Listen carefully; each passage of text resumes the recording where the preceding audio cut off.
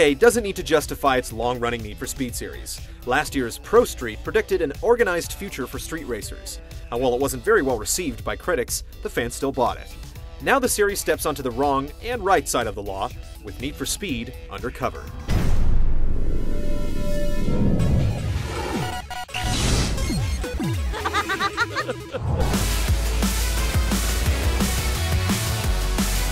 Once you go under, you're on your own.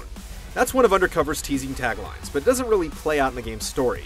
Assuming the role of a skilled wheelman, you're under the constant supervision of Inspector Chase Lynn as you attempt to bust a smuggling operation in the fictitious Tri-Cities Bay Area.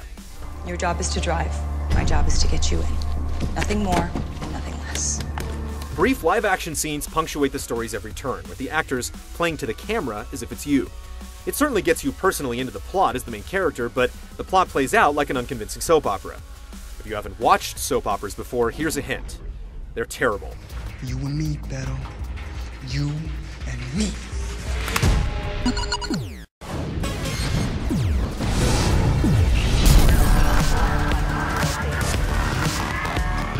Need for Speed Undercover features an open-world structure with 3 cities linked by an extensive highway system.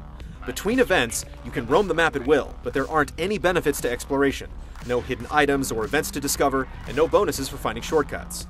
When you do enter a race, side roads are often closed off with yellow concrete barriers. This keeps you on course, but it just doesn't make sense in an open-world game. With a tap of the control pad, you can either jump to the nearest event or open the GPS map to choose. More traditional races include point-to-point sprints, multi-lap circuits, and time-limited checkpoint races. Frantic highway battles and outruns challenge you to pull ahead of your opponent for a set distance or time. Or you can cause havoc by racking up damage in cost-to-state events, escaping the cops in high-speed chases, or smashing police cruisers. Perform well, and you'll get a job stealing cars for the local gangs, allowing you to advance your investigation. Online races support up to 8 players with a variety of sprint and circuit courses, and dominating over other humans is much more satisfying than smoking the AI. Online play also includes the new Cops and Robbers mode, splitting the group into teams with robbers running money to drop-off points and cops hunting them down. The balance is tilted in the robbers' favor, but each driver gets a chance to play both sides before the final score is tallied. Undercover's vehicle lineup plays to the exotic with unreleased cars such as the Nissan 370Z or sold standbys like the Porsche 911 GT2, and the mouth-watering Pagani Zonda. Players can tune cars to their preference, upgrade specific attributes, or buy quick upgrades for maximum benefit. On the visual side, there's a wide selection of aftermarket parts, vinyls, auto sculpting tools, and far too many rims to choose from. Yet the options aren't quite as robust as in Midnight Club LA. If you're too impatient to save in-game funds, a somewhat questionable option lets you transfer real money from your Xbox Live or PSN account into virtual dollars within the game. Money's pretty easy to come by, so we're not sure why this feature was included. While you may want to show off your ride, it should be noted that vinyls won't show up in online races. Need for Speed Undercover has all the modes and features to sound good on paper, but its open world is virtually empty, and players have to run the same area nearly dry before new races are unlocked.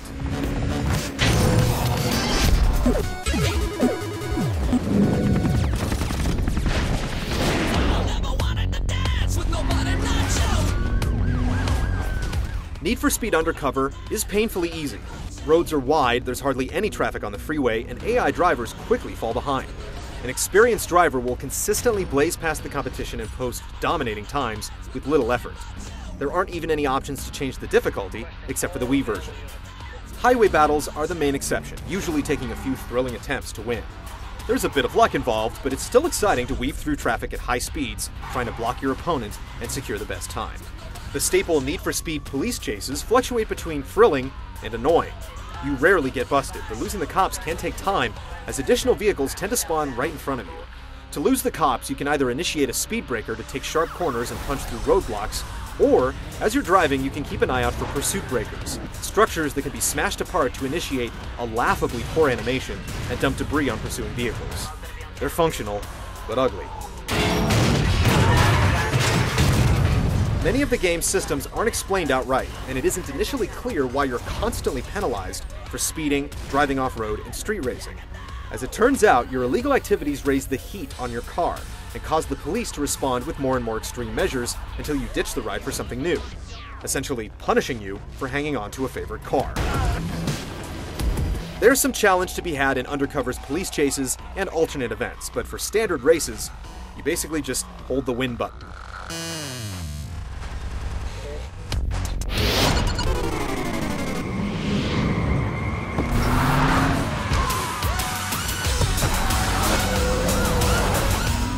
Artistic choices and technical issues both drag down Undercover's presentation.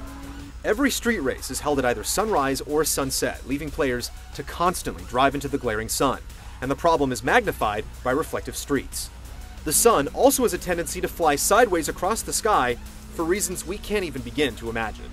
The frame rate is consistently poor, particularly in the PS3 version, but the 360 doesn't fare much better. While the Wii version can't be compared directly, the graphics are likewise subpar, and it still includes its own shiny street effect.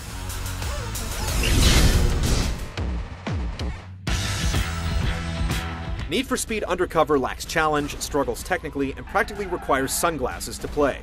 The framework for a stronger game is present, but the final product simply doesn't come close to competing with games like Midnight Club LA or Burnout Paradise. Don't blow your cover or your extra cash by picking this one up.